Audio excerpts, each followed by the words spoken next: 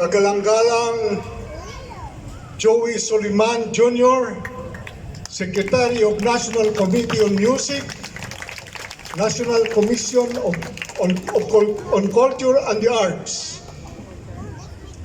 Sa aking kaibigan, Mr. Al Tesoro, ang Provincial Tourism Officer ng probinsya ng Capiz.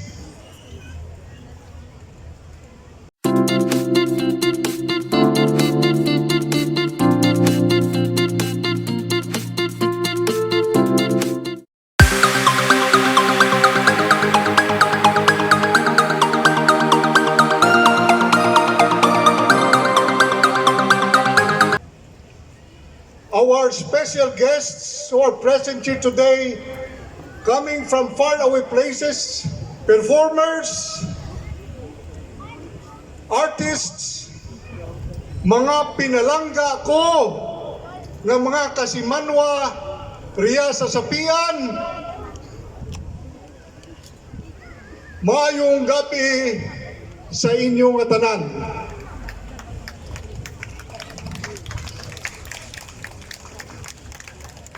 Ngayong gabi, we will be treated by two important events. Ang Linggo ng Musikang Pilipino at ang ating tinatawag dito sa Sapian na Tilibyugan Festival 2024 in connection with the kapistahan sa Banwa It's Sapian. This event tonight is another first in the history of Sapian. First, because this is the first time that the Linggo ng Musikang Pilipino is being celebrated right at the very heart of our tiny town. This is first time because I understand that this celebration is the first time in the Visayas and Sapian was chosen to be the venue. For that matter, pinasasalamatan ko mula sa aking puso ang kagalang-galang nating Secretary of National Committee on Music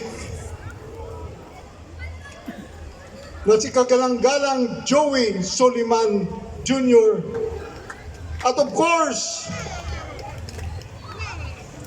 our very own Governor,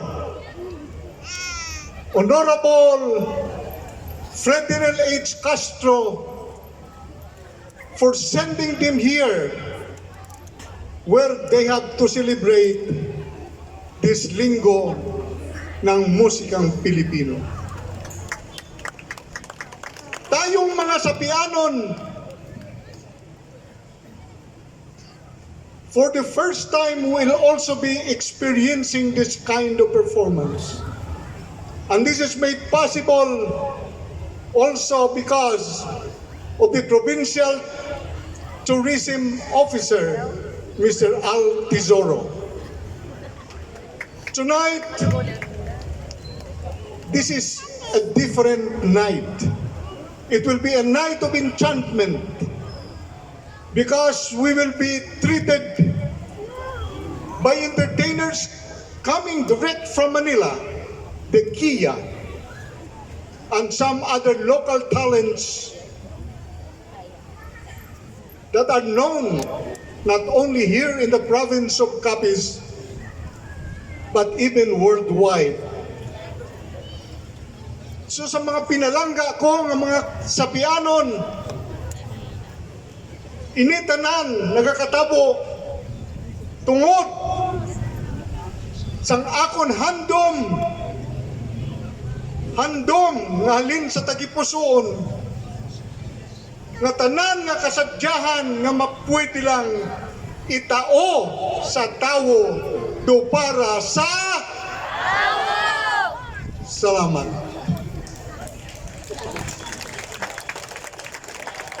This is because of my dream also of making Sapian the home of God-loving, prosperous, and happy people. So ngayong gabi, mga kababayan, magpasalamat tayo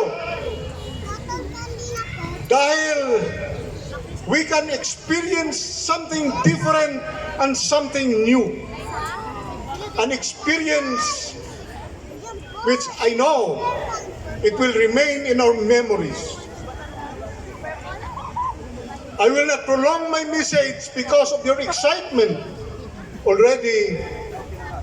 So, uulitin ko lang itong lahat dapat pasalamatan natin sa ating Diyos through the intercession of our patron saint, Saint Anne, dahil sa kanyang kapistahan ngayon na ating sinisilibrar, at pasalamatan natin dahil hindi tayo linagay sa path ng bagyo at binigyan tayo ng magandang panahon at ngayon ay nangyayari ito. So my friends, guests, ladies and gentlemen, here we are.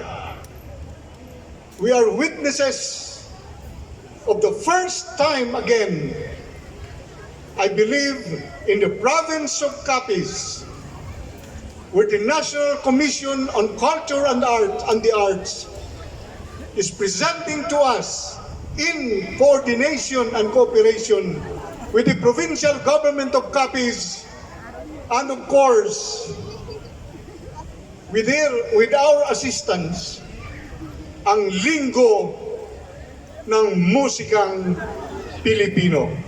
Maraming salamat po at let's enjoy ourselves. Palakpakan natin, mabuhay ang Sapian!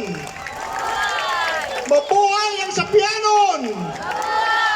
Itao sa tao ang para sa tao! Thank you. Thank you very much, Mayor Jose Joe Villanueva. Ibigay sa tao ang para sa tao, and that's exactly what we're doing here, because what we're celebrating here is purely the talent of our own. At this point, ladies and gentlemen, to give his message, let us join our hands together for the Secretary of the National Committee on Music of the National Commission for Culture and the Arts. Ladies and gentlemen, Mr. Joey Soliman Jr.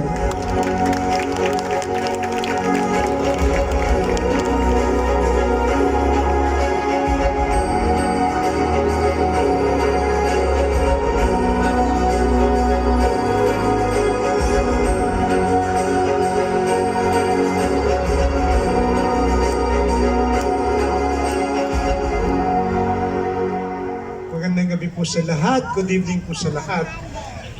Maalad na pagbati sa lahat. Ang akin pong ibibigay na speech ay hindi po sa akin, kundi ako lamang po ay magbabasa ng mensahe ng ating kagalang-galang Arvin Manuel Villalon, ang Commissioner for the Arts and the head of the Committee of Music of the National Commission for Culture and the Arts, or the NCCA. He will join us tomorrow at Rojas City. To Honorable Governor Fredinil H. Castro of the province of Capiz, Honorable Mayor Joe Villanueva of the Municipality of Sapian, Municipal Officials of Sapian, Capiz, Alfonso Tesoro, Sir, Head of the Provincial Tourism Office of Capiz, guests from the media and organisasyon ng Pilipino ng mga awit o ng OPM, people of Sapian and the province of Capiz, fellow artists and musicians, to Kaya, who came all the way from Manila. Good evening and a happy celebration of Sapian's fiesta ang ating Telebigan Festival 2024. By virtue of Presidential Proclamation number 933 that was signed in 2014, we celebrate every last week of July the Linggo ng Musikang Pilipino or the LMP. This year marks a decade or 10 years of promotion and acknowledgement of the importance of the Filipino music. The aim of this celebration is to promote our local Filipino music and therefore our artists and music industry in the Philippines. Lagi nating sinasabi na magaling ang Pilipino kahit saan man sa mundo pagdating sa musika. Nananalo tayo sa mga kompetisyon, mga talent searches, at kinikilala tayo bilang isang bansa na mayaman sa musika. Amidst the pride, there is the big challenge of how we can further develop our own music based on our history and our identity. Some critics would say that we are copycats. Nangongopya lang tayo, no? Of what is found in the market. We copy Celine Dion, the K-pop singers, and even the American or British artists. Yet we fail to promote what is our own Filipino music. This is the reason why we have Linggo ng Musikang Pilipino that we celebrate every end of July, every week at the end of July. It is to remind ourselves that we should continue to create and promote our own music. We have actually taken the world stage with our original Filipino music, such as Freddy Aguilar's Anak, which was translated to several languages, or with the group SB19, that is currently taking the world by storm through what is called now P-pop or Pinoy pop. Our choral scene is vibrant, and through the music, we promote our heritage all over the world. Di ba nakakarinig tayo ng mga foreign choirs na kumakanta na ng ating mga awitin at arrangements na tayo ay very, very proud. What is the reason behind all this? It is because Philippine music is alive. It continues to be our expression of relationships, values, and markers of celebration such as fiestas, reunions, and occasions. We tell our stories through music, such as in the Panay traditions of the Sugidanon and the Composo. With many laws that support heritage and with acknowledgement of the creative industry, the government and the public should continue to celebrate